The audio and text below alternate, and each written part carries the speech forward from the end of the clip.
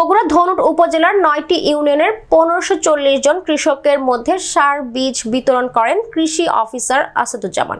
এ সময় ৯টি ইউনিয়নের কৃষক ও মেম্বার উপস্থিত হয়ে কৃষি অফিসে এসে সার ও বীজ উত্তোলন করেন।